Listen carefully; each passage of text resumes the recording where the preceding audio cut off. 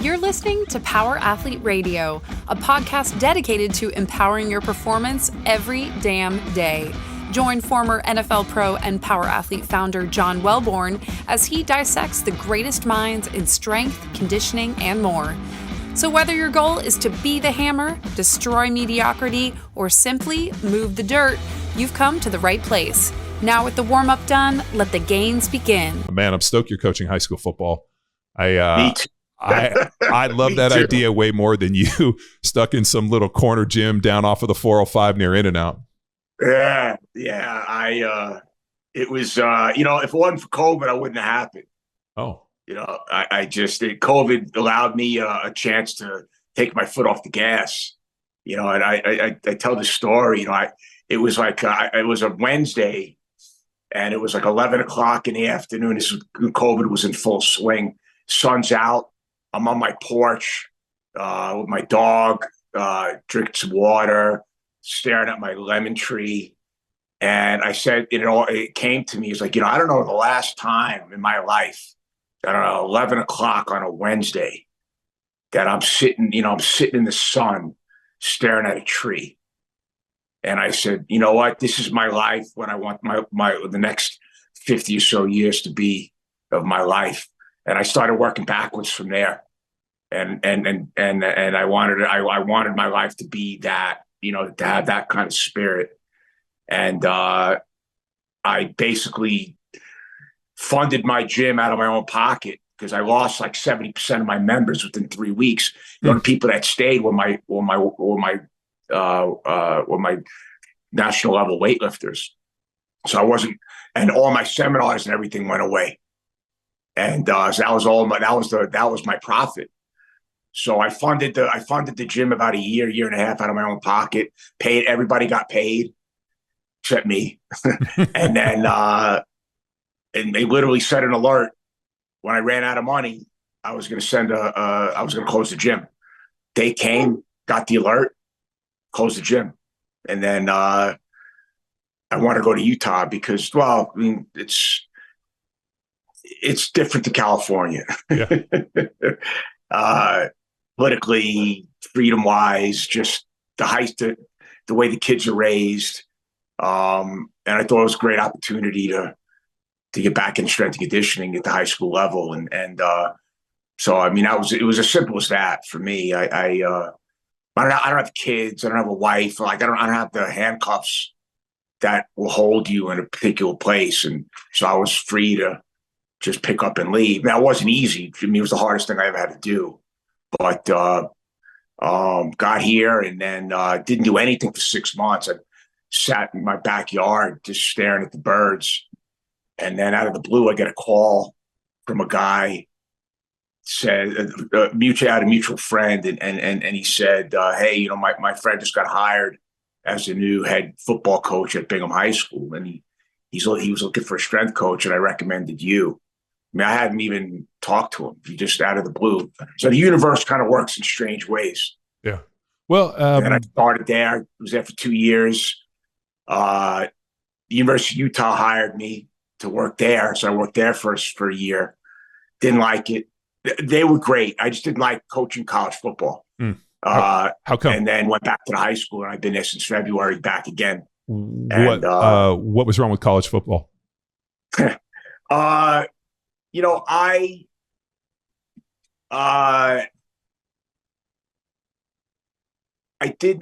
like to have an impact where I can kind of help guide the trajectory of young men's lives. And at the college level, it's not really like that, right? Those guys, they're men. It's a high level football. These guys are not there to be guided as much as they are just to do their job. I like to coach. College football is more management and cheerleading, and I'm not a cheerleader. I had to be somebody who I'm not, which I don't do. You spend a lot of time, I had a couple of guys that I spent a lot of time with, and that initial time you spend it's a big investment. on both ends. And then, they declare it for the NFL and they're in the NFL. So it's like you don't get a chance to kind of see the fruits of your labor. Yeah. And that's an important thing for me. I want to see how they develop. And it's really not about that. It's nothing wrong. There's nothing wrong with college. It's just, it's not, and the hours are stupid. Yeah. And the money, I've never been a money guy that's motivated by that. And even at the top end, what you have to do to make that kind of money is not something that I want to set. There's sacrifices that I don't want to make. I want to write. I want to sit home and write. I want to spend time with my dog. I want to hike in the mountains. I don't want to work like that for money. I got friends that are at Alabama. They're all over they're strength coaches, and I don't want that life. I don't care enough about the spoils of being in that job. I don't care about. I care about the actual coaching. Yeah. And high school to me is middle school, high school. If you want to be a coach and make an impact and have an influence, there's no better job. So that's why I left, and that's why I didn't like about it. Yeah, no, it's an interesting point. I think at some point in college football, there was this maturation process. Obviously, you graduate high school, you go to college, and there wasn't any transfers. I think this NIL thing has really destroyed a culture, and what it's done is it's just taken the NFL and thrust those kids into a 18-year-old version of the NFL where, now they come in and, it's very transient. I mean, at least the NFL locks guys into contracts. These kids are at a whim, and I know they have to go back and rewrite this thing in such a way. Either you only get so many transfers, now, the money is unlimited. I think they should not pay they should pay the kids as much, but what they should do is they should pay it into a fund or an annuity that that money is there for them when they graduate. So you're, not like here in UT, these kids are driving around in Lamborghinis. I see it and I'm a little jealous, don't get me wrong, but I also am extremely relieved that I didn't have to do that. It's a tough decision for an 18 and 19-year-old kid to have to make. So when I went to college, $740 was our scholarship checks. My parents kicked me $300, so I had $1040 a month to live. $475 was my rent check, and the rest of my money was spent on food.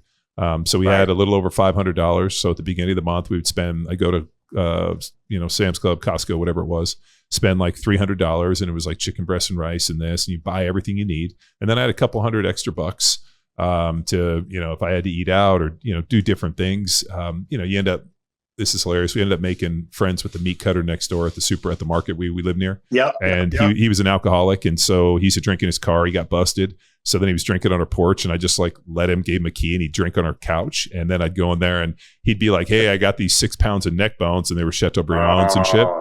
Right. So my buddy was the bartender we used to go to on dollar drinks. And it just you end up, it teaches you resource management, never take out more than $20 out of the ATM. And, you get some, your parents would buy you clothes, and, I wore Vans and flip flops. I mean, it's just I liked that we would go out and nobody had any money, and it'd be like, "Where are we going? It's Tuesday night. It's dollar drinks. We're going here." Or, "This is our burrito place," or it just, everybody was broke and everybody was playing college football. Everybody was studying. And there was a time in your life where everything was so simple. And now all of a sudden these kids are, worrying about this and all these things. And it's hard to be a kid now. It's hard to be a kid in that world. It is. I talked to a guy the other day who's, daughter's the same age as my girls, and, online bullying and harassing, and, ended up having a private schooler and, or homeschooler. And these are a lot of problems that we didn't have to deal with 20, for us 40 years ago, or, 30 years ago rather. But I realized that, the money and this, and it's big, and it's such big business, and the way they did it. And the reason they weren't paying the players wasn't for benevolence. They were fucking making the money. And now all of a sudden the players are like, Jesus, the guys like me are like, there was that much money out there, and you guys were basically having us live below the poverty line. So I understood that aspect. But also it made guys fairly hungry when you got to the NFL. You all of a sudden you get there and you're like, I know how it's to be on the other side, and to say a lot of guys, don't grow up poor, and they need that access. But they're going to have to do something to rewrite it. Like it's going to balance out at some point. Everything swings. So I think they have to figure it out. We're in the crazy part right now, and I think that I don't know how long it's going to take, but it'll gain some level of normalcy at some point. But right now, boy, it's like freaking Wild West.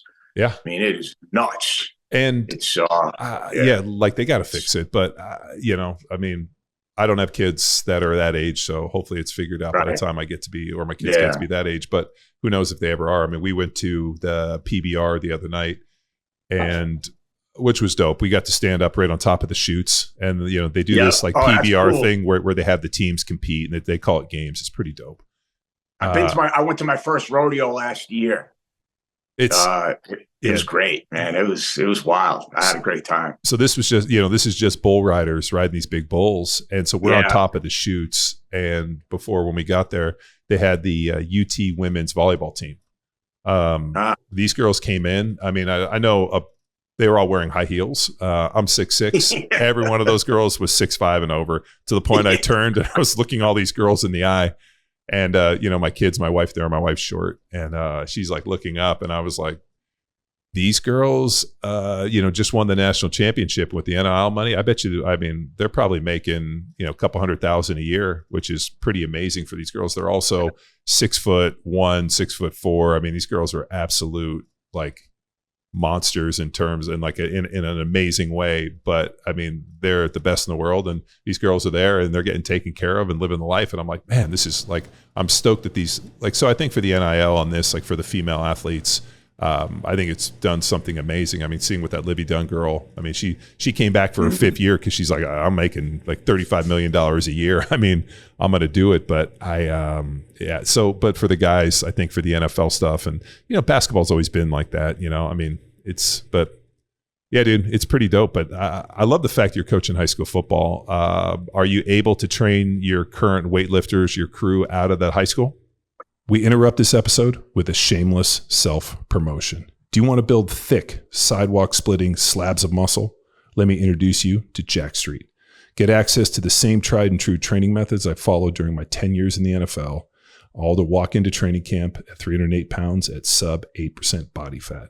Punch your ticket to the Gain Train and join thousands of residents already following Jack Street. Head to powerathletehq.com/Jack Street and claim your 7-day free trial today. Now back to the show. No, I have a spot. I had my own spot for a while, and then I just partnered with is a big strongman gym here. Great bunch of people. That's called the Sweaty Pig, and they expanded. They own the building, so it's and I was training there myself because they have a lot of implements that I like to lift. I'm not doing a lot of straight barbell training. So they had a lot of stuff that I like, and they just asked me, hey, we want, do you want to come in here, set it up how you want? And financially it made sense to me. So I moved in there. So I'm in that gym. I have my setup there with my guys, and I mean, it's great. So I still get my weightlifting. I can just coach weightlifting. I don't have to worry about the business of weightlifting, which was hard. It got hard for me to deal with. I'm not doing. I can take who I want and throw out who I want, and manage it that way. So it's good.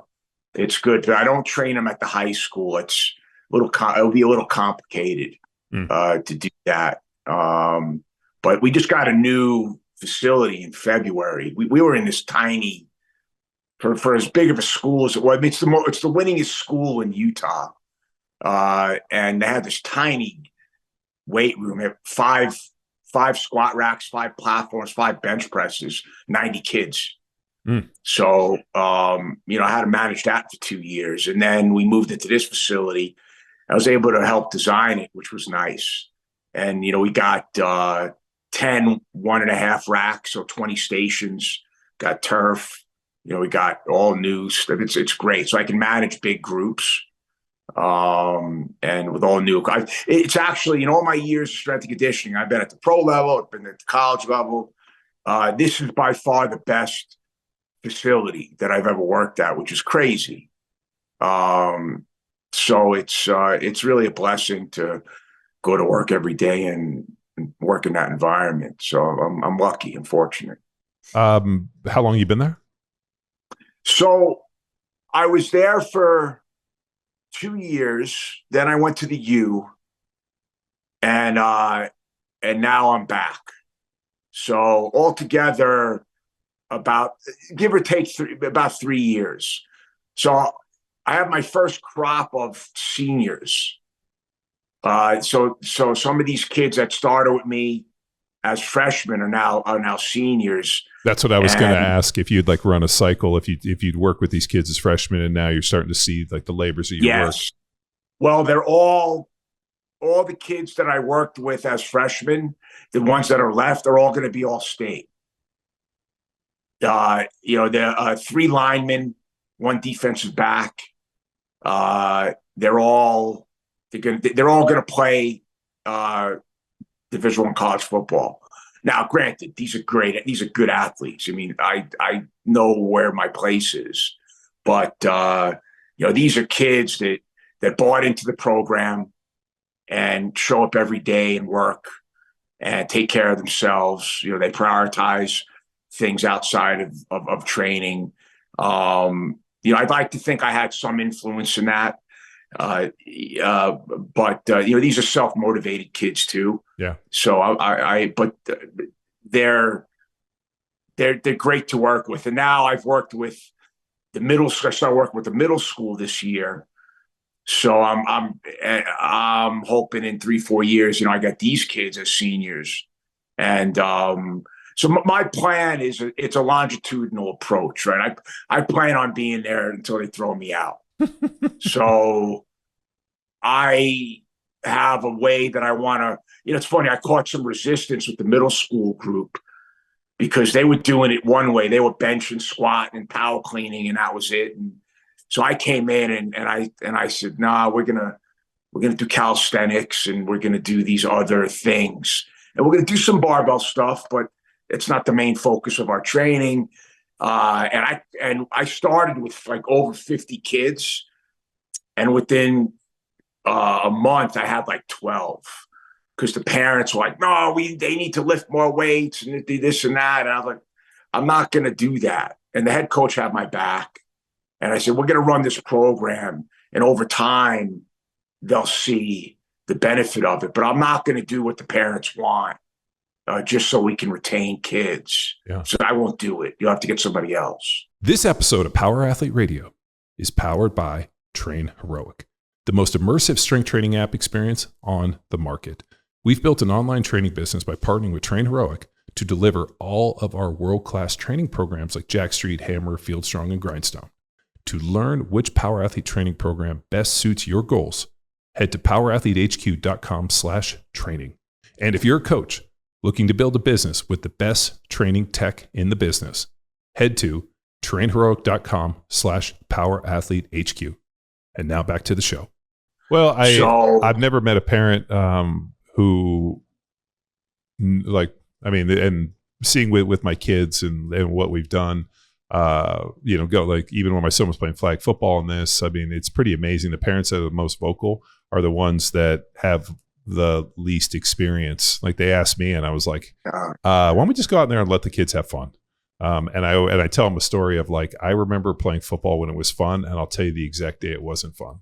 It did mean I didn't want to do it because I found new ways, but I remember there was a point, like, you play high school football and you have a really good time, and your buddies and this, and then you go to college and it was not fun, and then it became fun again. And then when you show up at the NFL and you're like, oh, this is a fucking job. And then you find different ways. So you become malleable. But I mean, even in the training space for me, our high school training program was so bad that I remember you talking about that. So for a speed workout, 16 220s. So we would walk, we would sprint at 220, walk at 220, and we would do that for 16 reps. That was just a standard speed workout. And I remember doing that and like being like, that's when I went and joined the track team. I wanted to run the hurdles and I wanted to, join track. And when I did that, my football coach all of a sudden at that point fucking hated everything about me at every point. So he was, figured I was trying to, get out of, the grit and the hard stuff. And you're going to go there and, just chase girls on the hurdles and this. And I was like, well, like even at that age. And then, we started training with Zangus, which they hated because we were training outside, of course, everything. So I'm like, what do you care that I'm doing extra work? I wasn't not training with them. I didn't come in and say, no, I train with my guy. I was coming in and doing all the workouts. I was just going over and doing extra workouts and training at Zangus's place because he was teaching us how to squat and bench and do all these, do all the movements well. And we weren't necessarily, you go in, there's one dude with 60 kids. And then they're mad that I'm going over and training at Zangus's place. So, and then that track thing, I mean, we had a really good, so the track coach was from the school. We had that consolidation deal where we pulled all those high schools and made one monster high school. I don't know if you remember all that. PV, right? Yeah, I went to PV and then they shut it all down and we created Peninsula. Well, the head football coach was the Rolling Hills guy. And then, but the track coach who my brother had run track for, he became the head track guy. So I'm in his, he's one of my teachers and he's like, Welbourn, you should run track. You got a chance. Fucking let's work on this. So I went out and I just do track workouts and run hurdles and sprint and do all the things that I needed to do. And, while those guys were out there just basically baton death march every single day, where time miles and this, I mean, it just was so archaic, but that was high school football and just awful lifting. And it just wasn't good. And even at that age, but it wasn't that I didn't want to do it, but there was people it's as dude, in the strength conditioning game, it seems like the people that chirp the loudest are the ones that have the least, I'm telling you. I mean, I'm fortunate that they trust me. The decision makers in the school trust me, so they say I do what I want to do, and it's a great situation. So like I said, I have this long-term plan for the program, and it's a great experiment for me. I always wanted, I love this. I've always been fascinated with the longitudinal approach that the Eastern Europeans would take with Olympic sport, right? So they had this captive audience. They could control all the variables. Now, it's not quite like that at the high school level, but if I get a kid in seventh grade, I'm going to have him for a long time. Yeah. And long enough to really make an impact, especially if he's not a great athlete. So it's an exciting undertaking for me. And I'm really looking forward to, and, like a lot of things that we talk about and do, one of the things, like the big thing that we talk about, that I say to these kids, is how you do anything and is how you do everything. Yeah. Right. So all the things that we do in here, football is going to end pretty quickly relative to the length of your life. But there's lessons in this. There's lessons in the things that we do. And I talk to them about, these things are going to make you a better father, a better boss, a better employee, a better husband. I'm really worried about young men and becoming good men, and so a big part of what we do in there is trying to develop men, and football is just the medium. The weight room is just the medium, but the lessons are the lessons that that hopefully they take with them once football is way in their rearview mirror, and they say, showing up on time is important. Being prepared is important. Being uncomfortable and still being able to perform is important. It has nothing to do with football. So these are the things that I love to be able to help with and develop this next crop of men. So it's freaking great, man. I love it. In prepping for this, one of the guys that I do jits with and I train actually is a guy named Arash Sofani. And he told me that he fixed Iranian-Jewish conflict with the barbell with you. He fixed it. Yeah. He said he amended. They fixed the Iranian-Israeli conflict with the barbell. So he said you were his first strength coach. I love Arash. He came to me in his lowest point. His knee, he was really screwed up. Yeah. And we worked him through that. I had a relationship with his mom, and he's a fantastic human being. Yeah. And happens to be a fantastic athlete. I really was sad to not have him around. You are blessed to have him in your tribe. Yeah. He's a wonderful human being, and a guy that if I'm in a dark alley with, I want him by my side. Yeah. He, the way I met Arash was, Shanji Habero, who's, jiu-jitsu guy. He asked me to, work with some of his young athletes. So he brings over one of his young athletes and he shows up with his 2 training partners. And at the time, when I first walked in, I thought, oh, fuck, dude, there's 3 of them now. And then I remembered, iron sharpens iron as one man sharpens another. And you need training partners. And I was like, oh, this is actually a good thing. And Arash was there. So, Philippe and Victor are world-class black belts. And I'm like, Arash, what's your deal? And he's like, well, I did judo. And he's kind of explaining it to me. And he's like, I grew up in Culver City, which, as my dad grew up in Culver City, went to Hamilton High. And, grew up in Torrance, Palos Verdes. I mean, that was the part of, and so we had that kind of connection. He went to Beverly Hills High. We used to play them in football. So as we kind of connect, I'm like, well, I'm like kind of an outcome. I mean, there's a process, but I'd like to know where we're going. Like I know the party's on the road, but like eventually, like I need to know how long we're going to be in the car, right? So I asked him point blank, like, what do you want out of this? And he's like, well, what do you think? And I was like, well, you're pretty heavy. He's probably close to 300 pounds. Yeah. And he showed me some pictures. He'd been up to 360. He's like, I'd like to, be a lot more fit. I'd like to get much better at jits. And he went through this whole thing. And I was like, all right, here's the deal.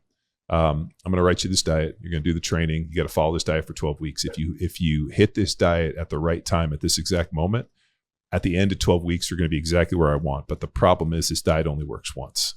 So you have to basically do it. And he's like, I'm in. So I put together the diet. We put together the training. At the end of 12 weeks, he was like 296, 297. He ends up to like 245.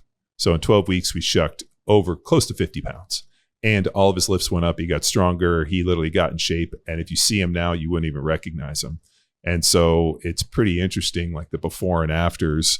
And he died on the sword. I mean, he came in, he did everything. He was caloric restriction. He was busting his ass. He was getting training, doing all the zone 2 work. He realized he was, he's like, all I needed was somebody to believe in me. And I was like, like it takes a lot of intrinsic motivation for you to power through when nobody believes in you. But sometimes people just need somebody to believe in them and be a cheerleader.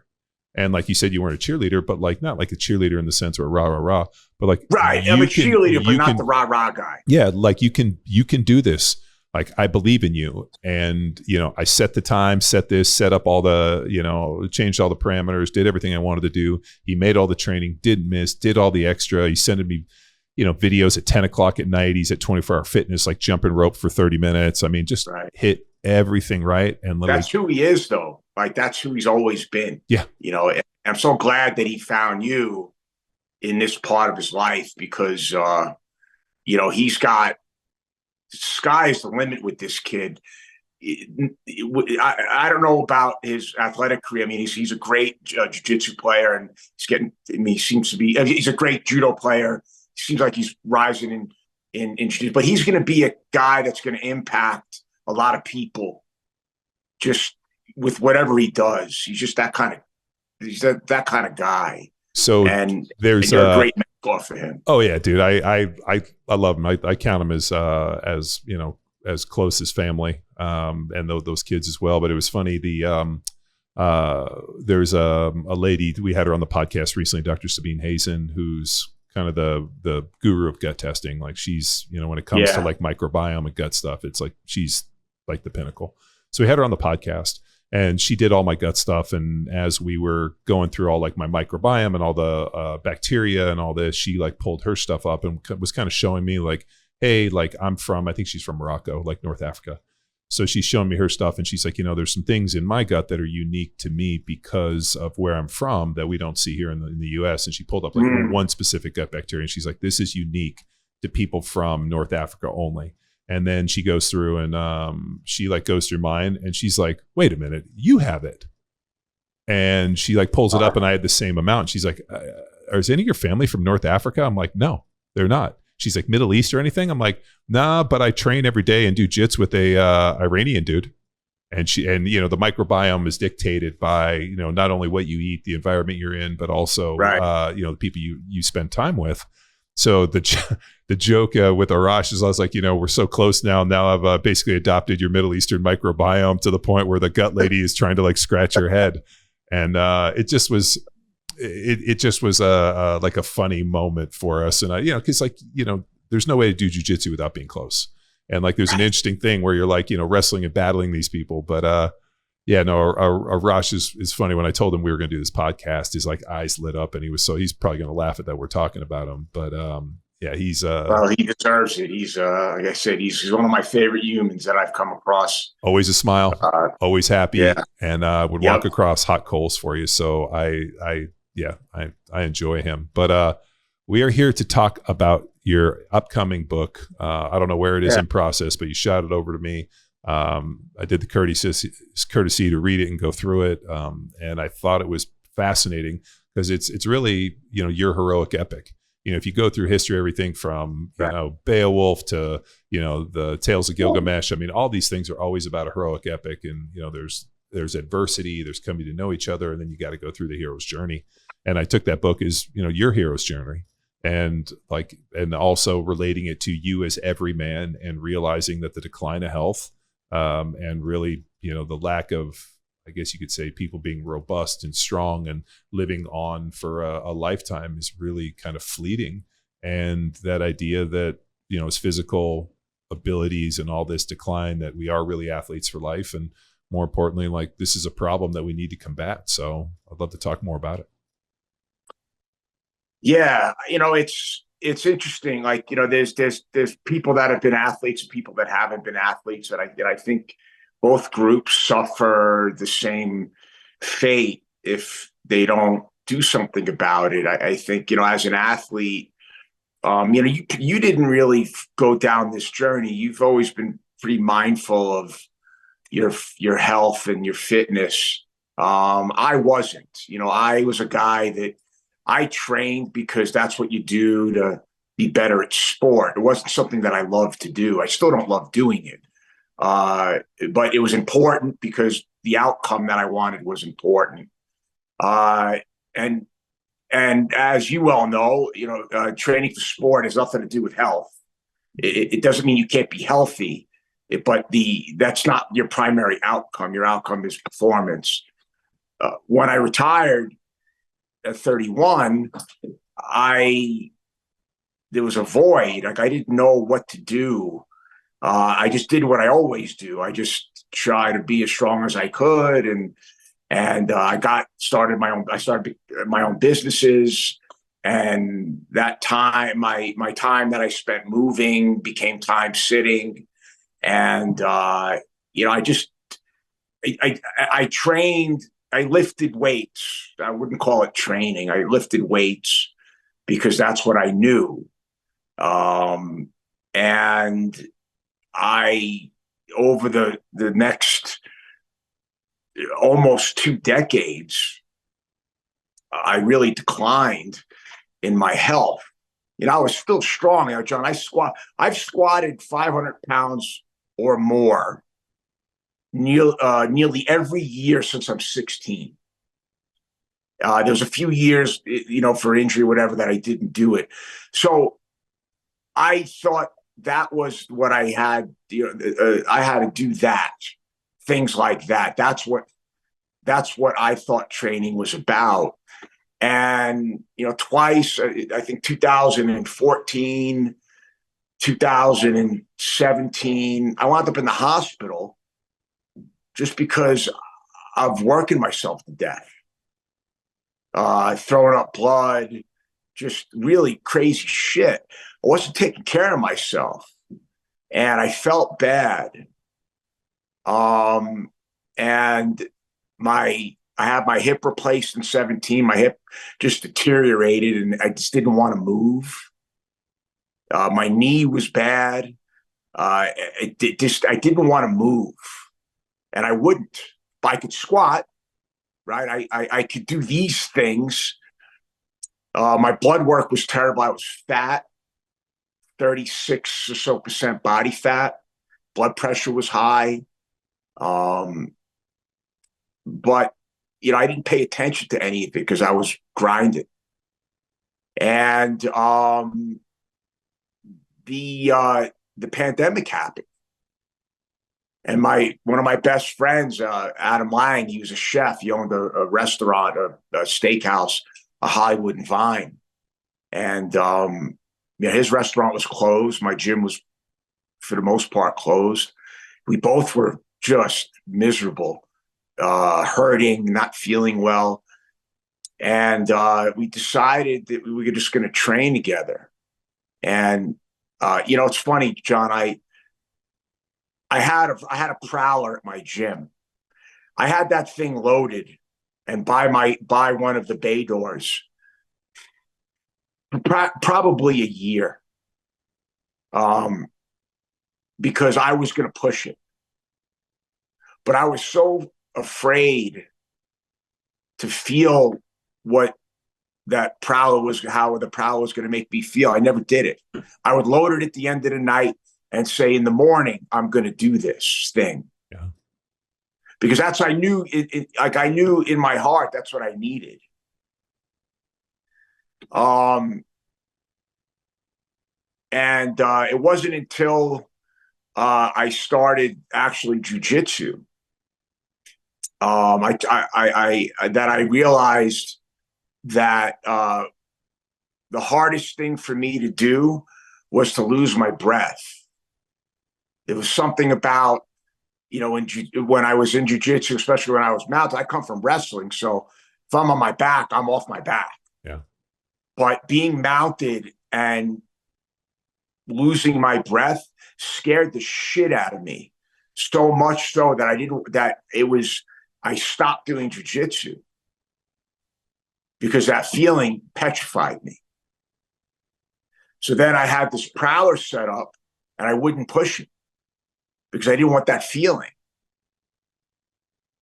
COVID hit, and I said to myself, you know what? I can lift all this weight. I can endure all these things, but I'm not addressing the things that are important. I'm not addressing the things that I'm fearful of. I can put 500 pounds on my back and not be scared. That's not challenging. That's not making me better. It's not making me, it's not improving my grit. And I felt like I was slipping. I was soft. I was not able to endure things that I should be able to endure. And then one morning I woke up, I threw my keys on the jerk box, opened the door, and I pushed the prowler. I don't know how long it was. It didn't matter. I get choked up thinking about it. And then I cried. I just cried. Because I say, this is going to be the key to the next 50 years for me, is this feeling of doing things that are really uncomfortable, but aren't going to hurt me. This is the secret to feeling better as a man and to regain my health and vitality. And it started with a stupid prowler push because it was so uncomfortable for me to do. So now that started the thing in my head about seeking discomfort, seeking productive discomfort as a tool to change your mind, to change your body. And this book is really how to get a deeper understanding of yourself, why we feel bad, and why we make the decisions that we do. And it's a process to help change your mind, to help change your body through the use of productive discomfort in the form of barbell training, because that's what I think, that's what I'm comfortable with. But it's not just barbells, but it's the barbell is the thing in my life that I've used the most. And but that day started the journey of writing this book, because I thought it had such a profound effect on me. And I realized, I'm not an athlete anymore. I'm a regular guy. And there's a lot of and there's a lot of regular guys out there that are suffering, that are struggling with regaining their health and vitality, doing hard things. Many men avoid doing the hard things, whether it's physical or whether it's having difficult conversations, whether it's dealing with it's being able to perform, to do the job when things are hard.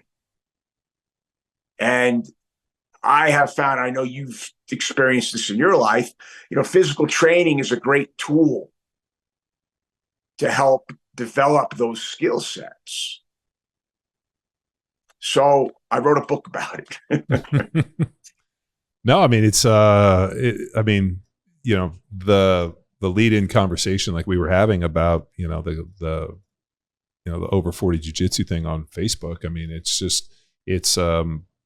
sometimes, and I struggle with this too. I mean, I live in an ivory tower to some extent, having been, like this physical culture and what you're talking about started at when I started with 6 in martial arts, and at 10, I thought that kicking was stupid. And, I've told the story on the podcast, but, I did junior lifeguards from the time I was 9. And we were at the beach, and I saw Lalo Zato at the beach walking on the strand. And like at that point, I was like, I want to lift weights. I want to be big and strong. Mm-hmm. And so I didn't know that. I didn't know that's what got you. Oh, that's interesting. Oh yeah, no, so I was in junior lifeguards. We were at the one of the lifeguard stations, and when they were teaching us CPR, and all of a sudden there was like a riot going on like right down, like the big ramp that walks down to down to the beach in Torrance, and like So right there, we're at one of the aid stations. Down at like the next ramp, there looks like a riot going on. And so we all pop up, like, hey, we're young lifeguard or, lifeguards in training. Like there must be something going on down there. So we like run over there thinking that like maybe somebody fell, somebody hurt themselves, and we're going to like help. All of a sudden, it like nobody fell. It was people making gasping, kind of yelling sounds, moving out of the way as this dude was walking down the strand. And he was wearing like a tank top, had a gold chain, was wearing kind of like short, like almost like UDT type shorts. Had a little Raiders thing on him. He's wearing like kind of like socks, and then had running shoes. And he was walking, and his chest was so big it looked like you could put a Coke can on top. And he's like 6'5", and he's just walking, and people are like rioting, almost like screaming, like grabbing their kids. It was like an X-Men or a superhero was in there, and it was Alzado. Long hair, and he's walking. And I remember we like followed him, and like he like gave us a dirty look and maybe stomped at us. We ran away, and then he ran the big tall ramp, at Torrance Beach, which is fucking 100 plus yards like vertical. He ran a few times and got in his Bentley or Rolls and drove away. But I remember at that point, I remember thinking like, I want to lift weights. I want to be big and strong. I didn't necessarily know how he got like that, but I had a feeling it was associated with his weight thing. So I remember I came home and told my dad, and actually I talked to my brother about this yesterday. We were laughing. The Kelsey brothers got paid $100 million for their stupid podcast.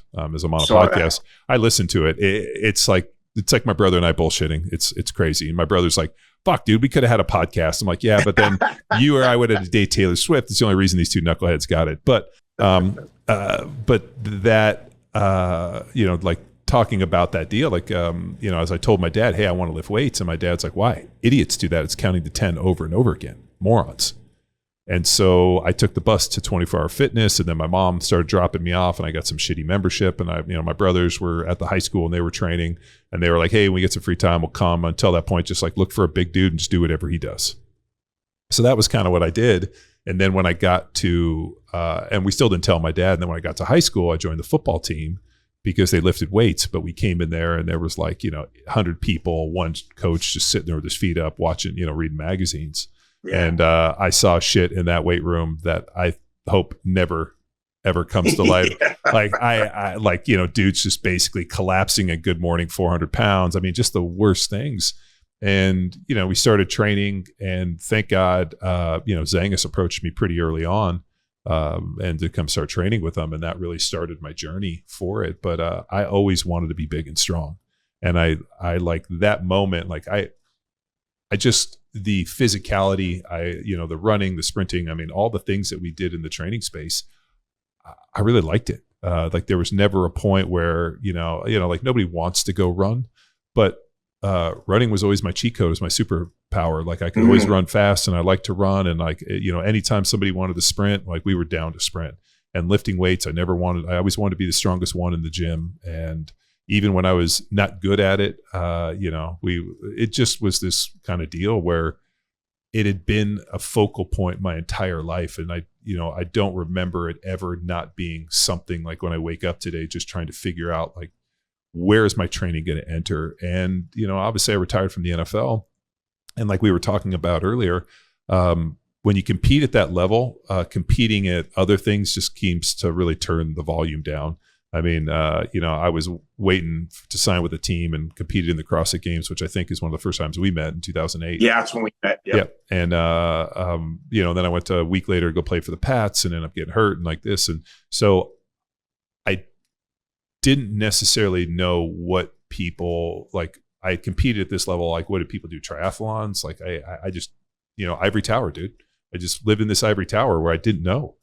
And I thought it was fascinating. The way I got into jits actually was, like I said, Shanji approached me and the guy started training, and I thought it was disingenuous that they were training with me and I didn't know what they were doing. And I was like, I never wrestled. I always regret not wrestling, but my football coach is like, oh, you can't wrestle, you lose too much weight, and then you're never going to get recruited. Like, yeah, I mean, totally bullshit. So I ran track. That was a regret of mine that I didn't wrestle. So I never, no wrestling, but I played offensive line, so I'm pretty good with my hands. But the one thing which is universal about offensive line play, similar to being a wrestler, is if I end up on my back with somebody on top of me, I don't have a job anymore. Like that is literally everything has gone wrong.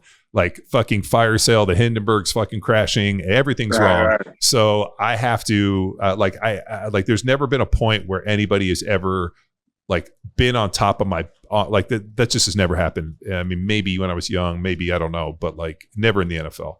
So jiu-jitsu so weird, man. Yeah, where all of a sudden now, like I'm, people are on top of me. I'm like having to like learn to be on my back and play bottom and bottom half guard and all these things. And relax while you're doing it, which is the thing that I still haven't been able to. It just takes it takes reps. It takes muscle memory and consistency and stress inoculation and all these different things. And so it was really, really cool to me. Like now here I am, was an athlete and did all these things and continued to train, but didn't really have a deal. And I've always preached that, anything we do in the confines of the gym is GPP. At some point, GPP becomes extremely disingenuous without an SPP on the front end. It just looks like getting sweaty. So now to actually have something, and then the guys coming in and training them and realizing that, Victor and Philippe didn't grow up in the US, so they didn't grow up with this like weightlifting strength coach culture of like high school athletics and this just wasn't part of their deal. So these guys were 26 something, pure amateurs in terms of the way we would think about it. They're like, oh, we've lifted weights. Within 6 minutes, I was like, y'all never fucking lifted weights. Like you guys might have gone to the gym and done some fuckery, but y'all never lifted weights. So that was a fun deal. And then actually to, become a white belt again and where, there's no expectation, and then earn a blue belt, and then trying to figure it out where I'm trying to like get to classes and, manage all the other things I have to do has been it's been fun, and it's given me a really interesting community. But I think the reason I was pissed that guy completely butchered our conversation was this feeling of like, just surprised how many people missed that entire. It's almost like I saw a statistic once that after the age of like, I think it was 20 or maybe it was 30, like 99.9% of I think it was after the age of 30, 99.9% of the population will never sprint again. Like that was. I saw that. I saw that. I like my head exploded because every time I go to jits, whenever we do the warm ups, we always jog the mats. What I do is I kind of jog the shorts and I sprint the straights as fast as I can. I put my foot in the ground. I run as fast as I can. And I always think, not today, old age. Like today, I'm going to keep sprinting. And people always like, why do you run so fast? I'm like, because there's a day where maybe I wouldn't be able to. Well, because you can. And because I can. It's fucking important. But that's an interesting piece. And then the fact that like, you think about different orientations and like, I always built this model of athleticism off of somebody standing, but now all of a sudden I was fascinated to think about the athleticism model in terms of a gyroscope, supine and prone and different movements and inverted. And it actually proved the efficacy of the model because these guys were able to perform at such a high level. And I got some nice compliments from their coaches where like, they're strong in positions they shouldn't be strong in. And I was like, all right, that's great. We're on the right track. But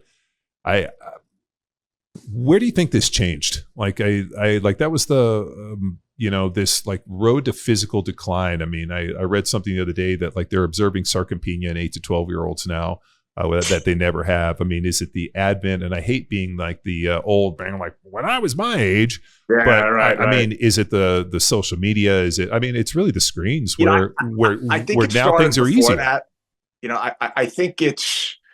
I think what we value in men in the society has changed. I think that, when I was, I'm a little bit older than you, but, I remember early 80s, being strong and big was valued. It also was a protection mechanism, which is why I started lifting weights. Because I saw that the bigger, stronger guys, they got messed with less, and when they did fight, they generally won. So, there was a different value system. I'm not saying that fighting is good or anything like that, but that started to change, and probably as the '90s came, I think the value on being the definition of manly changed, and they started to equate manly with abusive or like just this weird thing and I think men have been caught in this purgatory about what it is to be a man. And I think we've really gotten to the point where physicality isn't important. And it's not, I hate this. This is not going to sound great, but I think it was a way to attract the opposite sex too. And nobody could tell me that when you're 17 years old, 90% of the time you're not thinking about trying to get laid. What do you think about the other 10%? Maybe food. I don't know. But so you do the things that you think are going to increase your chances. And, it's not quite as simple as that, but it's this physicality is not important anymore for the things that men need to do. And I think it's just kind of changed our perspective. I don't know, man. And I think, the internet really came at a time that pushed it over the edge. I think that how we relate to each other, that age group, is really through this digital medium. I think that, when you walked around in the 80s and the 90s, and there was how we interacted with each other was different. I think that, there was to be dominant there was a physicality or how you held yourself. It doesn't have to be big or strong. It's just how you held yourself. And that's different when we're face to face as opposed to being behind a screen. And I think there's a confidence that doesn't have to be there when we're behind a screen. And I think that confidence is built through being physical. It doesn't have to be lifting weights, but it's just using our bodies. You know, if I wanted to find anything out, I had to walk or take my bike to the library. Yeah. You know, I couldn't, and I think just that, think about how many times during the week, hey, I'm curious about this. I'm going to go to the library. Yeah. Well, you have to physically move my body there. Yeah. No, I had the exact, I had the exact same thing. I grew a bunch. I got slow. I went to the library and checked out books on speed, and they talked about downhill running. So I rode around my bike all around the neighborhoods, just looking for a 1 to 3 degree, but I didn't really know what 1 to 3 or right. 1 to 3% grade was. So I found a downhill thing, and I was out there trying to sprint and run downhill, and my buddies rode by and were like, "What the fuck are you doing?" And I'm like, "Trying to get faster." And they're like, "Why?" And I'm like, and I was trying to explain it to them because I grew a bunch, and I used to be fast, and then I grew and I was slow. And I didn't realize why I was slow. And I remember saying to my mom, I'm like, "Mom, you got to find me somebody to teach me how to run." And my dad's like, "I ain't paying for that." And so I think what's so funny, and I'm making my dad sound hilarious, but my dad didn't he never worked out, and he played some sports when he was young, but training and being physical for him, he would jog or whatever, but that wasn't really in his, even though he was a big dude and was pretty virile and a big strong dude when he was young, he just never worked out. He never trained. It was just not part of who he was. And for my brothers and I, it was an entire lifestyle for us. My brother, I remember my first time when I was pretty young, and my older brother's 6 years older. So I was maybe 12 or 13. I was in middle school, and I remember he got a scholarship to go to Idaho State. So he came back, got there in the summer, trained, and then he came back, I think, for winter break. And it's the first time I'd seen him in a bunch of months. And he had obviously gone to college and started lifting weights, and he had trained, but in a division, I think they were 1AA at the time, a legit Division I program. He came back and he was a big dude. And then all of a sudden, he ends up leaving there, and he went to the Claremont schools and started training, and went to Division III. And then my brother graduated. He went to play for Cal-Lu, and then he went to the Claremont schools with my other brother, and they played next to each other. And so they were had a legit strength coach, and all of a sudden these guys are coming home, and my older brother is 6'6", 300 pounds, 290. He's a fucking monster. And I remember being like, holy shit. I just saw the way that people acted, and I was like, oh man, that was that Alzado thing. And I realized that not everybody can attain this, and not everybody, it's something unique. And, years later when I was at Berkeley, as a rhetoric major, we read, Dostoevsky's Crime and Punishment, and Raskolnikov and his whole Superman theory. And, depending on how you look at it, it could be that he was, putting Karl Marx in there in a negative way, but I also looked at it in a kind of a positive, that maybe there are certain people, which is the whole premise for Captain America and, the Red Skull, that there's certain people that are, born to be, at a different level than others, or, the Superman theory. So I kind of subscribed to this, where I was like, well, he's a big, strong dude. My brother's huge. At the time I was 6 foot tall. I'm like, maybe I get to be that big, and I want to be big and strong, and I want people to react to me. And I liked the physical nature of it. I liked doing hard things. There was never a moment where there hasn't been some form of element or training in my life. And it's really just been this really interesting guiding light for me. And it's funny too, because I always ask my kids, I'm like, hey, you guys want to go to the gym and work out? They're like, nah. If I was 12 going on 13 and there was a gym at the house up the hill building full of weights, and my dad being like, I'll train you guys. It doesn't matter if it's 3 a.m. or 3 o'clock in p.m. Anytime. Different world, I would have been we were listening to, there's a local show here called Booker, Alex and Sarah or something. And they do this kind of love line kind of deal where people get ghosted and then they call them. So this guy's like, hey, I went on a date with this chick. She ghosted me. And they get her on the phone and she's like, we went out to date and he's a vegan. And she's like, I never really thought about it, but I've never been so turned off in my life. Like I like dudes that eat steaks. And the guy was like super butthurt. He was like, there's lots of vegan people. And she's like, yeah. And then the host is like, yeah, there are vegan people. They're just usually all women. And dude, we were laughing. Hey, John, hold that thought for a second. Okay. Hold that thought. All right. Sorry about that. Oh yeah. So, so the, they're like on the, and so I'm listening to it with my kids, so getting ready to take them to school.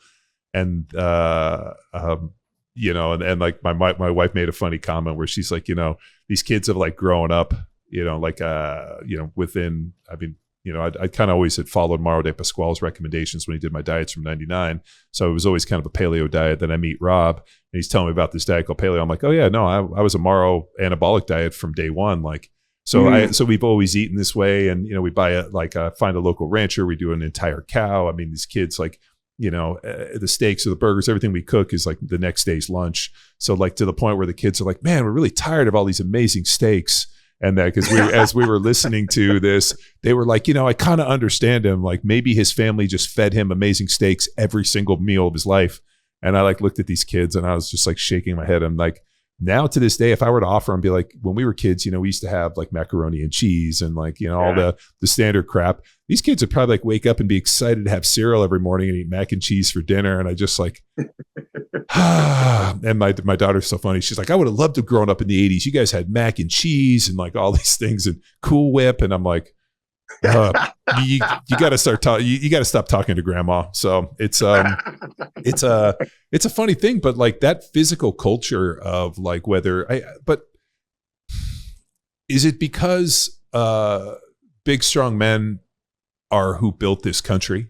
You know, you think about like, you know, the people that worked on the railroads and like, you know, buildings and mason workers and iron workers and pipe fitters and lumberjacks and like, you know, the guys that effectively cut this country out. I mean, whether it be ranchers and farmers. I mean, you know, you like I love Yellowstone. I was like, and then I watched like one episode on a plane and I like went home and bought them all. But yeah, like, no, it's great. Yeah, like I sat there and you know those cowboys, and then even like what was it, 1826 or 1926, and they did 23. They did the other ones. Like, those were legit dudes that rode horses and built cabins and killed things and like lived and like frailty was not something that was even on their radar. Like these were hard people that did an impossible task and just did it because it was all that was like it was what was required. Whereas now there's, you know, like I hate to say it, but things are so simple and so easy and so automated. Like you don't have to shop anymore. Like Matt Vincent's like, I don't cook anymore. I just order it. And I was like, I actually enjoy going to the supermarket, to the market. I go to farmers markets. I go to markets. I have my little deal. I buy all my own food and I cook everything. And, you know, like Uber Eats and all this shit. Like, I'm like, I know it exists, but like, it's not part of my deal. Like I refuse to. I go to the supermarket multiple times a week. I enjoy the process and it just gives you more control. But, you know, my dad was a construction worker, you know, 36 years. So, you know, my dad lifted weights. So I was fortunate to be exposed. You know, so my definition of what a man was through my dad. You know, so I was lucky to have that example. But I think, you know, I was thinking about what you said earlier. You know, I don't think you have to be a big, strong guy, but I think you have to have strain in your life, physical strain. I think the process of straining, it changes your confidence. And I think more confident men make better decisions. I think a lot of bad decisions men make is from not being confident. And, you know, confidence doesn't have to be about bragging. I think it has to be, it's about believing in your capability. And I think the easier you feel moving through the world, I mean, gravity's gravity. That doesn't change. You know, if gravity affects us all the same way, you know, the easier you can overcome gravity in your daily life and move through the world unencumbered, I think that builds a confidence that we're losing because we don't feel good and we don't want to move. I think it really stems from that. And I think it's getting to your point, like, with the muscle loss at 12 years old, if you're losing muscle, you don't feel as good as you would if you didn't lose muscle. Mm. No. And I think that there's something to that. There's something to it. And again, it doesn't have to be equated with big muscles. Well, but maybe it just comes like they're on a complete different sidebar. I don't know if you saw recently where Mark Zuckerberg came out and, and said in 2020, with COVID and the election, we were pressured by the Biden, Harris, regime to basically sequester all this information. And we gave backdoors to all these different government agencies to go in and delete and change. And we buckle to the pressure, and I regret doing this. And now I have to tell somebody.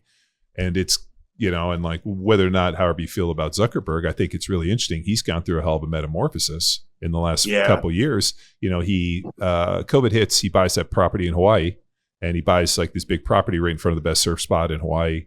And he, Kai Lenny and all those big Maui, surfers, that surf there, are holy shit, this guy basically bought, this is our beach. And so what does he do? He hires those guys as Facebook employees, and they teach him how to big wave foil surf. And so he starts. I didn't know that. That's cool. Yeah. So those videos of him out there foil boarding was because he hired big Kai Lenny and those guys who are some of the best surfers in the world, and was like, hey, if you're Facebook employees, you can access the beach. You teach me to big wave surf. So he hires those dudes and starts hanging out with them, which led him to start doing MMA and kickboxing. And then he gets into jujitsu with Dave Camarillo from, Gorilla BJJ. Yeah. So he starts training with him, and he starts lifting weights and doing jits. And next thing you know, he's walking out Volkanovski at the UFC. So all of a sudden, you see him in the press release the other day, and his hair is a little long. He's kind of looks like he's put on some muscle. He's got a gold chain, and his entire demeanor has changed. And Rob Wolf posted something about it, and I commented, and I was like, man, this dude starts surfing big waves, starts hanging out with some cool cats. Next thing you know, he's doing some kickboxing, starts doing jits, competes in he competed at some, Silicon Valley Jiu-Jitsu tournament, earns a belt, walks out Volkanovski, and he's out there with Craig Jones and those guys, dapping him up, walked him into the ring. And, next thing you know, he's, puts on some muscle, and his hair's a little long. He's got a gold chain on, and now he's coming out and being hey, it wasn't right. I shouldn't have done this, and taking accountability for something that, he didn't necessarily have to. I mean, he controls information. He kind of pretty squashed it anyway. But it's pretty amazing what a recipe of a little combat, a little, combatives, a little bit of suffering, a little strain, a little bit of exercise, lift a little weights. And now all of a sudden the dude looks actually kind of a normal cat that you'd probably see at Jits. You'd be this kind of book nerd dude, I'm gonna smash him. But the guy is metamorphosizing from who he was 4 years ago, where he kind of looked like a lizard alien person, almost like a robot that they had taken over, that he's over there not blinking. Looks crazy. And so the transformation of that poor guy who was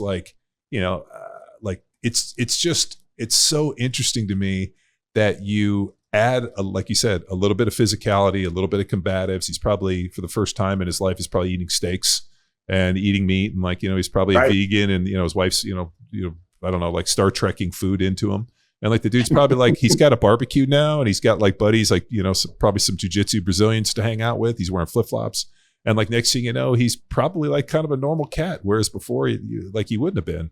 So it's crazy to see the metamorphosis of that guy. He goes on Joe Rogan, and even Rogan was oh, you do jits? Oh, with Dave Cameron? Oh, and all of a sudden he was a normal cat, whereas I think Rogan thought he was going to be a Martian. So it's amazing to from what I've seen too, especially at jiu-jitsu and just in the training space, because we get so many people through our different training programs, and it's not like the old days where we used to have training programs and we got to travel and meet everybody through CrossFit football, which to this day, the greatest single experiment in programming and just education for me, in terms of coaching. I mean, I had between 20 and 50 new data points to work on every single weekend for years, with hundreds of seminars around the globe.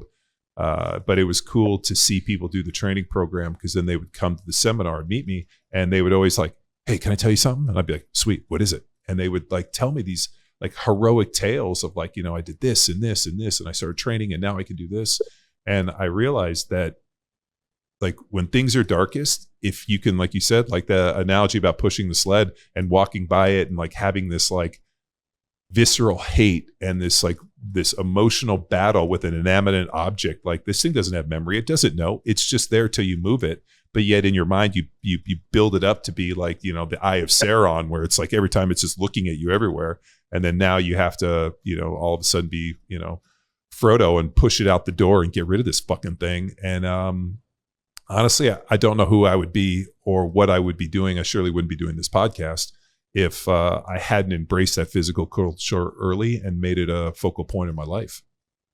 I think it's really, it's a missing element. And look, we come from the physical culture, so our view, we're biased probably, but it doesn't mean that doesn't mean we're wrong. I really believe that, especially for men, women as well, lack of physicality. To me, it's like, it's like the squat. Right. I think the squat is a hub that will improve all fitness qualities directly or indirectly. Sure. Strength, or you could call it strength. Strength is the thing, is the hub that affects all fitness qualities. I think physicality is the hub that affects who you are as a man. It's really the core driver of a lot of other things. And I hope that this book can help people feel comfortable with being physical, because I think it's lacking. And it's not just about going to the gym. It's about focusing on the important things. To me, the numbers that I focus on my blood work. Like, I don't give a shit outside, other than, I want to be able to have a base level of strength. But every 4 to 6 months, those numbers are the things that drive me. And I can only move the needle on those numbers if I'm physical. By keeping physicality in my life. And it could be walking, it could be prowler, it could be jujitsu, it could be whatever it is. It's moving. It's being physical. It's the act of going from point A to point B. And the inclusion of that, I talk about in the book, like, if you can't start, if you don't know how to start, make your bed. Like, do something for 30 to 60 days every day. And once you do that, make your bed, brush your teeth. That's like Jordan Peterson's 12 rules of life. Like, Yeah. I mean, I'm not making any of this shit up. No. I mean, there's definitely, these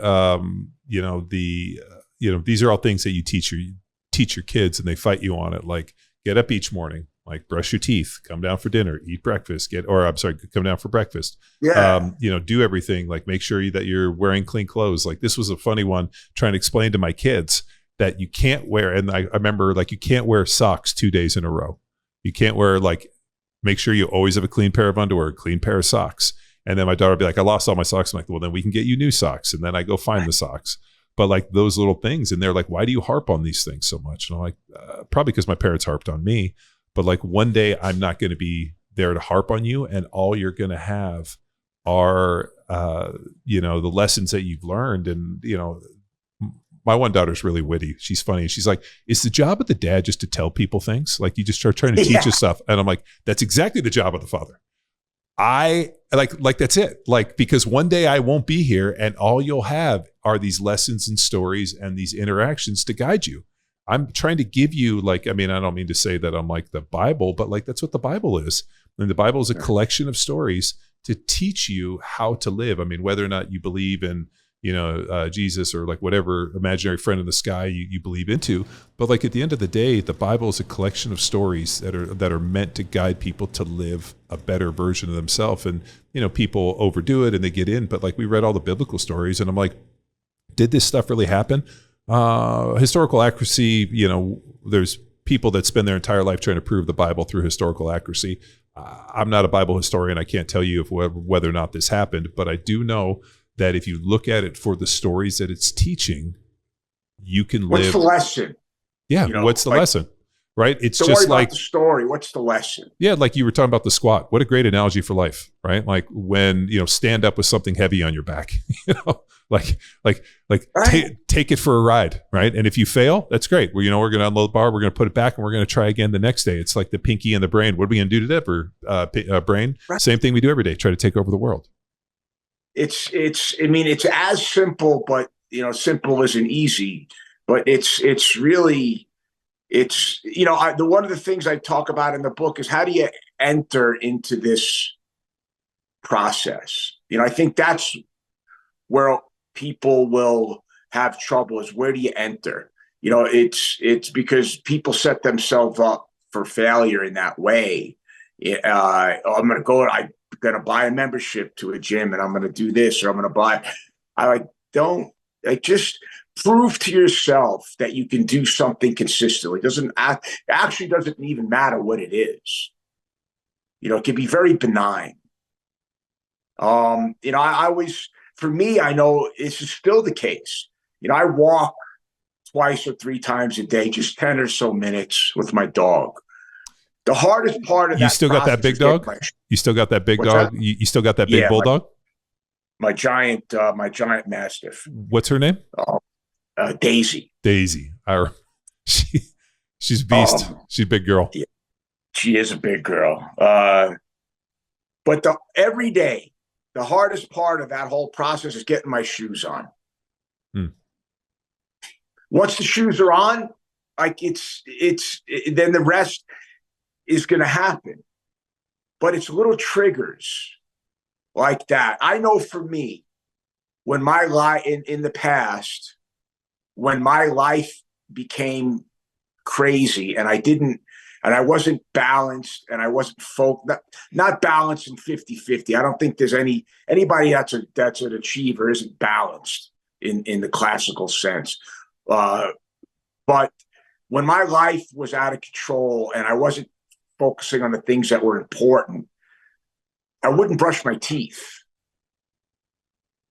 Like, of all the things, I wouldn't make my bed and I wouldn't brush my teeth.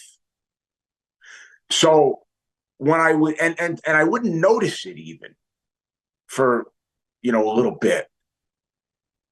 And then when I had a moment to reflect, when I would kind of get off the crazy train for a second and take an inventory of what was going on, I said, oh shit. So tomorrow I'm going to wake up and make my bed and brush my teeth. And that was the catalyst. And then I would say, I'm going to do it again the next day, do it again the next day, do it again the next day. And then all of a sudden, all the other things it started to align. So I'm saying, it doesn't have to be these great grand strokes, these grand efforts to start to enter into this process. Start with something so benign that you don't do and just do it. Something that doesn't require effort, just attention. And just do it. Do it for 60 days. That's it. Don't do anything else. And then add something. Look, we didn't get like this, not you and I, but you didn't get like where you are overnight. It's not an overnight solution. Don't think that you have to, in 2 weeks, we got to change your life. No, you don't. In 2 weeks, you have to have 14 days of being consistent with something. Because once you can prove that you can be consistent to yourself about anything, then it opens up more possibilities. So it's really, all the things that I talk about are things that I struggle with. I didn't realize I was human until I retired from sports. And I thought I was a superhero. And once you realize you're not a superhero, you have these problems. So I think a lot of people don't figure it out. They just let these problems fester. And it's not like other things where, when we neglect our health and mental health, physical health, it's just this long, slow decline. And it's a pain that we get used to. And it just, one day you wake up, you're 36% body fat, your blood pressure's through the roof. You don't want to get up and walk down the stairs. How the fuck did I get here? And that was, and I know I'm not alone. I think a lot of people are like that. So I just think that, there's help. You can help yourself. And that's why I wrote this book, because I helped myself. I didn't, I'm not a therapy guy. Like, I don't know if that doesn't really, it doesn't work for the Irish. It doesn't work for me. No, no. Therapy's an interesting piece. I think, if you're Irish, you probably go talk to the priest, but where you go to the bar is kind of what we were always taught. But I think having somebody to talk to, the one thing, and that's kind of what we were talking about much earlier in this podcast, the idea that men are lonely, people in general are lonely. Women do a much better job of maintaining social circles. Like my wife, like I'll get calendar announcements. Like she'll be like, "Oh, I'm going to dinner with my friends," or I'm going out to this person, or I'm going to lunch here, or I'll go have coffee with this person. They do a great job of just like staying in contact and like keeping their social circles and friends and new people in. I feel like for a lot of guys, like they aren't really good about making new friends and new people and entertaining new ideas, and it just becomes this kind of like pit they get stuck into. And that's that neuroflexibility. And that's the reason that Dr. Michael Rose, who is at UC Irvine, is an evolutionary biologist. And he's, I heard him speak at an Ancestral Health Symposium and fucking fried my brain. The type where you hear the guy talk and you realize he's probably the smartest person in every room. That's Dr. Michael Rose. But he talked about the reason that women don't age much slower than men is their perception of themselves and what they see in the mirror is always much more youthful. Like they take care of themselves. They get a new haircut. Maybe they get some plastic surgery. They get a little Botox. Whereas, guys, all of a sudden they get overweight. They got this big white beard, look like Santa Claus. And next thing you know, they're like 40 something years old and they might as well be 400. And it's a deal that the reason that women age slower is our perception of ourselves in terms of what we see in the mirror is our greatest ally in aging. And that if you're unhappy about what you see in the mirror or unhappy about your physical being, his thing is fucking change it. Work out, eat better. If you get something gnarly on your face, cut it off. If it's some plastic surgery, whatever it is, like you have to start feeling better about what you see in the mirror. And that was at that talk. That was impactful. But I also, vanity is one of the mortal sins. But I think a little vanity is good.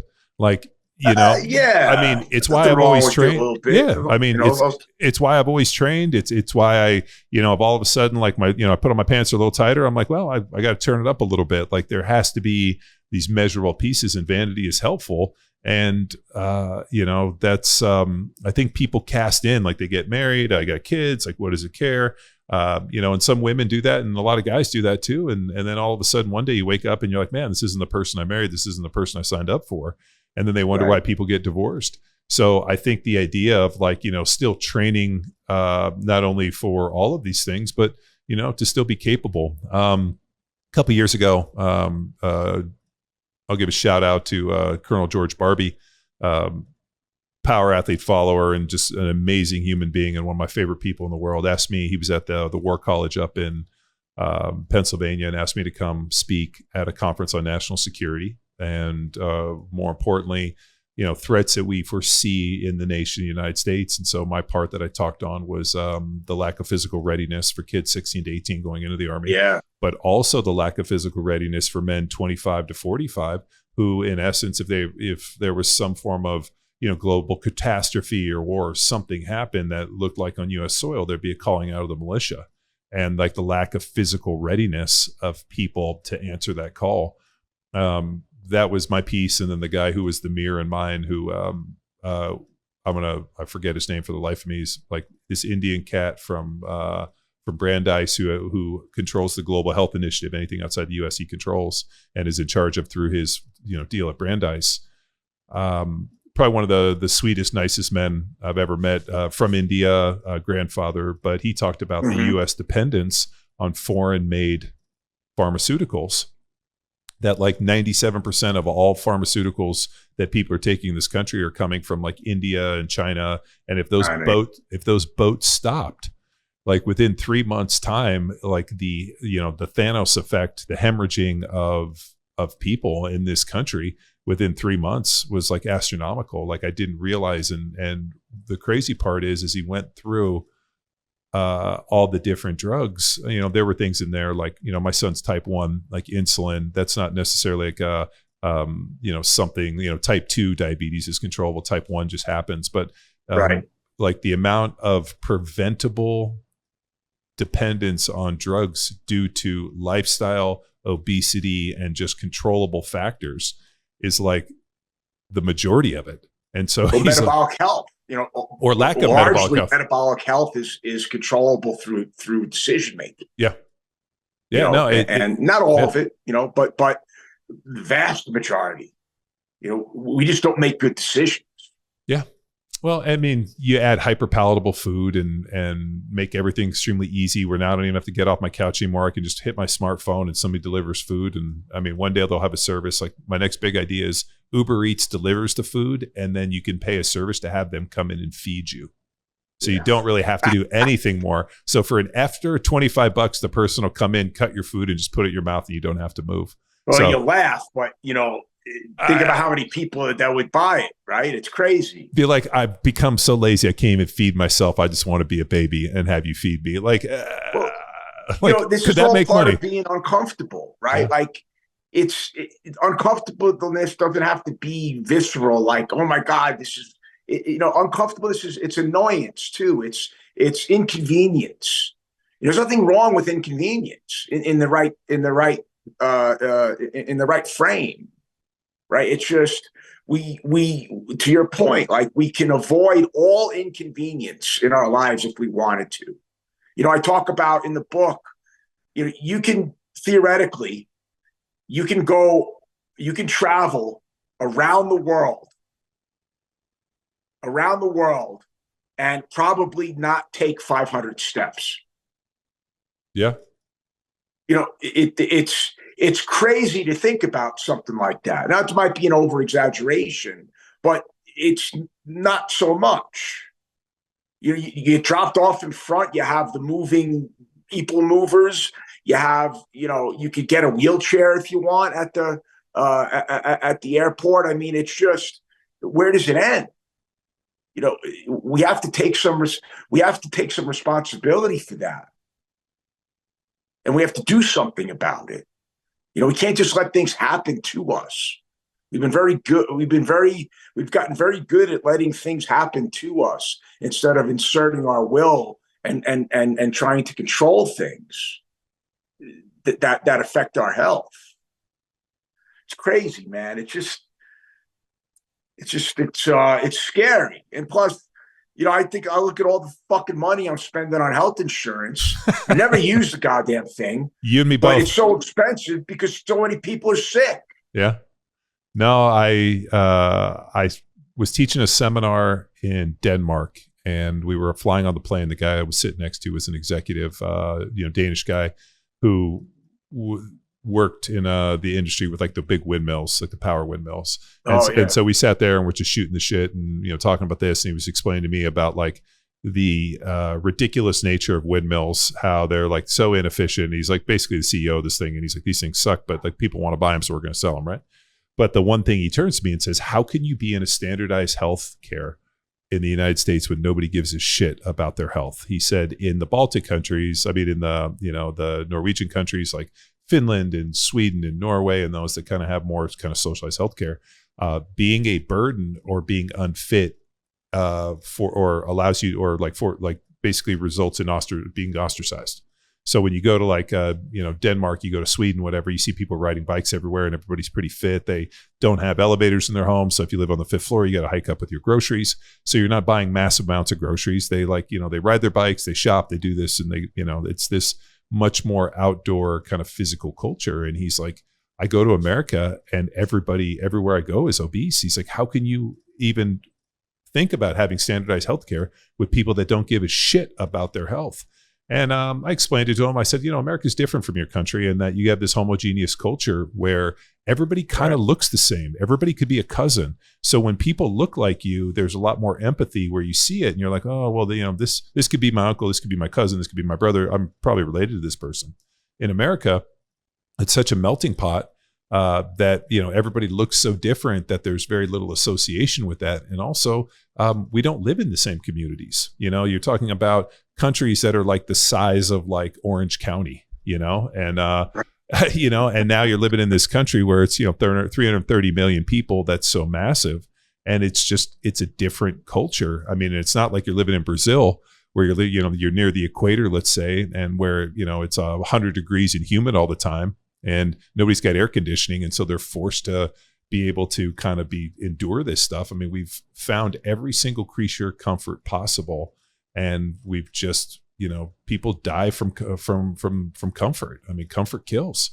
And so really what you're doing is you're talking about this, social and like revolution of the mind to make people embrace a more physical culture, which I am all in for this revolution and this fight. I mean, it's what we preached about, for all these years on this podcast and at Power Athlete. And it's really been the focal point for us is this idea of like, do hard shit. And then, tomorrow get up and try something a little bit harder. And I guarantee it'll be a little bit easier. I mean, that's the whole move the dirt, I mean, right. Move the dirt. Yeah. Right. Carry water, chop wood. Chop wood, carry water. I mean, it's, these are ancient concepts, right? It's just, and I'm a little bit extreme in how I feel about this. If you don't want to pay attention to your health, you should pay for that. Yeah. I shouldn't pay for that. I get, because I'm 55, only because I'm 55, because the average 55-year-old is a fat fuck. I got to pay for that. I'm not the average 55-year-old, unfortunately. I should be rewarded for my choices. Well, but I'm being penalized for other people's choices, and that drives me nuts. Well, I mean, based on BMI, we're still morbidly obese. I deal with this all the time, Right. But what's wild is for the majority of the population, the BMI is 100% accurate. Like, I mean, there's outliers in the BMI, and it's usually people that are big and strong and lift weights. Where all of a sudden you have a guy that's 8% body fat at like 250 at 6'4", and like he's 27 to 30 BMI. But like those are outliers. But for most people, it's like the tape test where they measure your waist, and I think it's your waist has to be whatever your height is cut in half, as long as your waist isn't bigger than that. So like if let's say you got a 40-inch waist, you got to be 80 inches tall. So if you're 78 inches, you got to have a 39-inch waist, and like as long as it's below that half, you're okay. And that's like the tape test. So that's like a good indicator. I mean, all these little metrics of like neck size and weight, all these things make sense. But at the end of the day, there has to be a certain accountability, and the idea of like this broad, I'll just call it. I'll probably get a negative comment on our reviews, Jacob. So, but leave this in. It's cultural Marxism, right? So Marxism failed, on the financial thing, because Karl Marx wasn't a economist. He was a poet and a playwright and a crazy person and a complete fucking degenerate. And I took a class and they talked about what a piece of shit he was.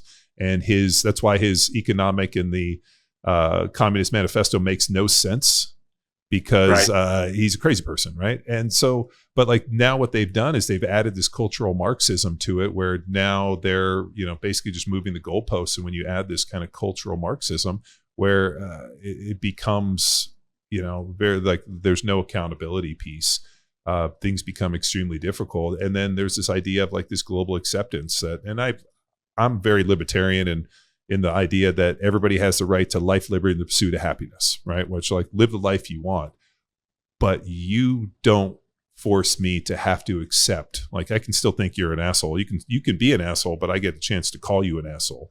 If you're out of shape and you're a drain upon, like I know you're living the life that you want, but you don't get to live that life at my expense. Well, that's the thing. Yeah. Like, do what you want to do as long as it doesn't affect my life negatively. Yeah. And don't make me co-sign on it. Like, like a lot of the acceptance stuff, I'm like, you can live the life you want, but you don't need my co-sign to live your life. And the fact that you ask me to co-sign, if I don't, I'm a bad person. Like if I think you're an asshole, you're an asshole. You have the right to be an asshole, but I have the right to call you an asshole. Sure. Like if you're, if I don't like the way you're living, like that's on me, and that's you, but you have life, the right to live it. And that's what's, interesting too. And then especially when we're getting taxed and we're paying into a system that's supporting this stuff. Now all of a sudden it looks like a lack of fiscal responsibility. And now it looks like, now we're in this nanny state and you get into it and it's like, you wonder why, the social dynamics are forever changing in this country, and it's potentially going into an interesting place. And if there was, I really enjoy Jordan Peterson. I enjoy his take on things. I loved his books. I've heard him speak. And so it's interesting when I hear people refer to him as like a right-wing conservative crackpot and he's this. And I'm like, all the guy's talking about is personal accountability and actually telling the truth instead of just basically just snowballing things. I wonder when we're going to return to more of that. So I'm sure somebody will listen to it and be like, stop preaching, John. No, look, I think, there's different levels of, look, Jordan Peterson, he's not everybody's cup of tea, but at a high level, guys like that, to your point, what are they talking about? They're preaching personal responsibility, which, how that is doled out, there could be a useful debate on that. But the concept of being responsible for your own decisions, I mean, any reasonable person would agree with that. And it's something that is being lost. I have two signs up in my house.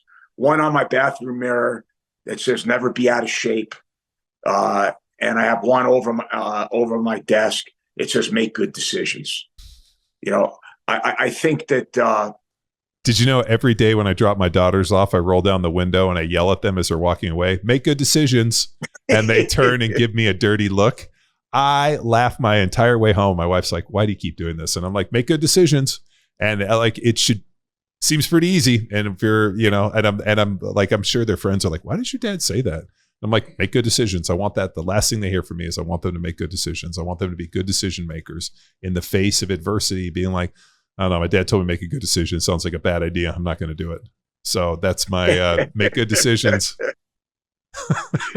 Yeah, no, that's funny. But I think, look, if these are the big rocks of life, right? To me, in my world, never be out of shape, make good decisions. If I'm doing those two things, then the rest of my life is good. I think it's on everybody. It's beholden on everybody to find what those big rocks are in your life.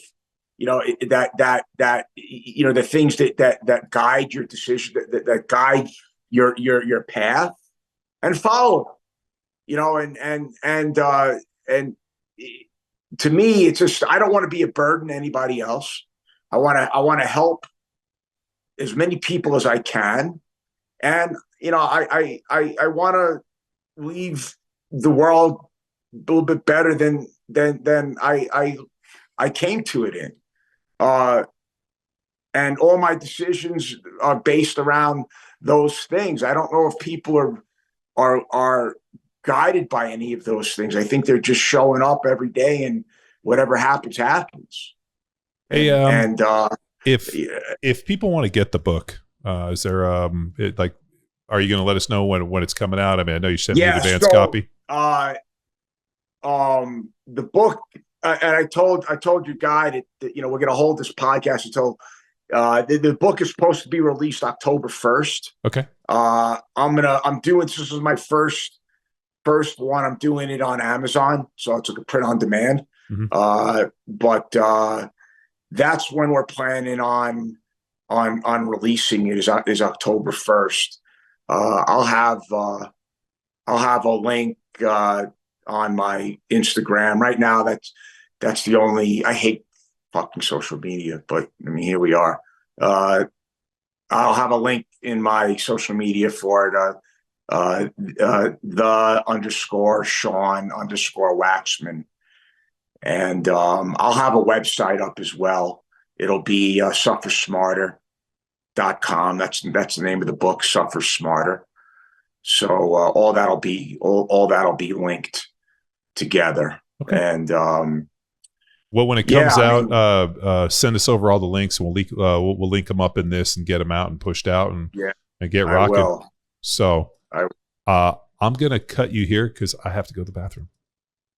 But dude, no problem. You gotta go coach. I gotta go coach football. Awesome. Well, dude, thank you so much for taking the time. It's fucking amazing to connect. I'm so stoked that you're doing amazing. And I will come look you up next time I'm in Salt Lake City. I'm gonna introduce you to Dr. Bueller. And when I'm in town, stuff before, because I want to go see him. I got shit I got to get worked out, dude. 100%. And on top of it, when I come to town, I would love to come check out your facility, and I'd even love to come talk to your football guys and do anything I can do to contribute. Let's get up into the mountains too. Let's do it. I'm in. My football guys would love you, man. They would love you. I'm happy I'm always happy to talk to young guys, especially the ones that are starting on that road. So yeah, man, I thank you. And thanks for tuning in to another episode of Power Athlete Radio. Thank you so much. I haven't seen your brother in years. He wouldn't remember me, but give him my best. I always liked him. I met him at your first Power Athlete. The first CrossFit football. You met both of them. Yeah, you met both of those knuckleheads. They were both there. Yep. So yeah, it was awesome. So that was a fucking 50 lifetimes ago. It's so crazy to think. Give them. It's funny. Glassman had asked me to audit all the courses. So that's the main reason why I was there. So man, that was a lifetime ago. Holy shit. Yeah. Anyway, thank you, brother. Give my best to your family. I will. All the best. See ya. Thanks. Hey there, Power Athlete Nation. Big shout out to all the heavy hitters who stuck around till the final whistle. If you've been soaking in the knowledge bombs and epic tales we've been dropping for free, here's your chance to be a game changer. Swing by kofi.com/powerathlete and toss a few bucks our way to keep the podcast fueled and firing on all cylinders. That's ko-fi.com/powerathlete. Your support makes a difference. See ya.